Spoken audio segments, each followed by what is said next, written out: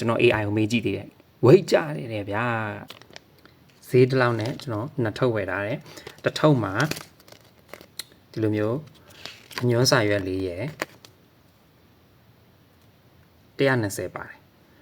ဆိုတော့နားဆိုတာကျွန်တော်တို့ ear seating အကြောင်းကျွန်တော်ပြောပြမလို့ပါเนาะနားဆိုတာကျွန်တော်တို့တကူလုံးရဲ့ healing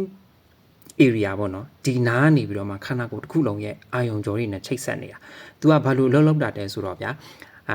acupuncture ဆိုတဲ့aside ကုထုံကနေပြီးတော့မှဒီနား ear seating ဆိုတဲ့ဟာပေါ်လာတယ်။ဆိုတော့ဘာလို့ရတာလဲဆိုတော့အရင်တုန်းကတော့အနဲ့နားကိုဖောက်ကြတယ် aside ကုတာပေါ့နော်။ဘယ်နေရာမှာဘာဖြစ်တယ်ဆိုဘယ်နေရာကိုကုတယ်ဆိုတဲ့ပုံစံမျိုးဒီလိုမျိုးဒီနေရာလေးတွေဒါက तू ကကိုအင်္ဂါလေးတွေပြထားတယ်ဒါ points တွေပြထားတယ်ဒီမှာအင်္ဂလိပ်လိုတော့ရေးထားပါဘောเนาะGoogle Translate နဲ့ပဲဖြစ်ဖြစ်ကြည့်လို့လွယ်လိမ့်မယ်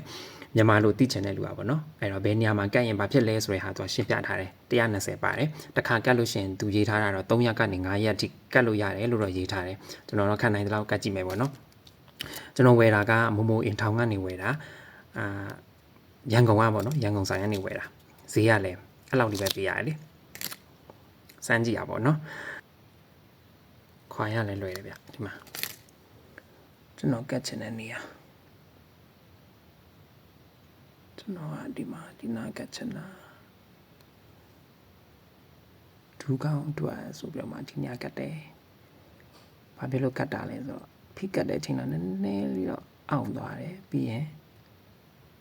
ဘာမှမဖြစ်တော့ပါဘူး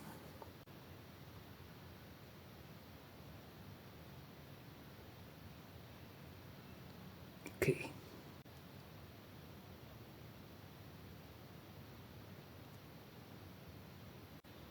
ဒီညာနှလုံးနဲ့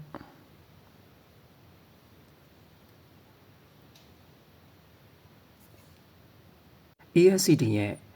benefit လေးတွေပေါ့နော်အကျိုးကျေးဇူးလေးတွေကျွန်တော်ပြောပြမယ်သူကအဓိကတော့ stress ကိုကျစေတယ်ဟောစိတ်ဖိစီးမှုတို့စိတ်ပူပန်မှုတွေကျစေတယ်တဲ့ကောင်းကောင်းအိပ်ပျော်စေတယ်တဲ့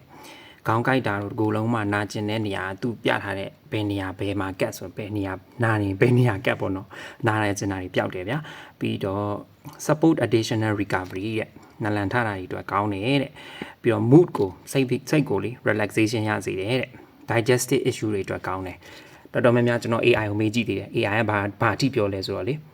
weight ကြတယ်ဗျာအဲ့ဒါတော့ဟုတ်သည်ရှိမဟုတ်သည်ရှိပေါ့နော်ကျွန်တော်တော့စမ်းပြီးကတ်ထားတာပါမိုမိုအင်ထောင်ကဝယ်တာပါခင်ဗျာဈေးကကျွန်တော်ပြန်ပြမယ်နော်ဈေးကဒီလောက်ပဲပေးရတယ်ကျွန်တော်တော့အခုစမ်းကတ်ထားပါပြီဘယ်နေရာခံမလဲတော့မသိဘူးသူကတော့3ရက်ကနေ5ရက်လို့ပြောပါတယ်ခင်ဗျာ ESCD အကြောင်း sharing လုပ်တာပါကျေးဇူးပါbye bye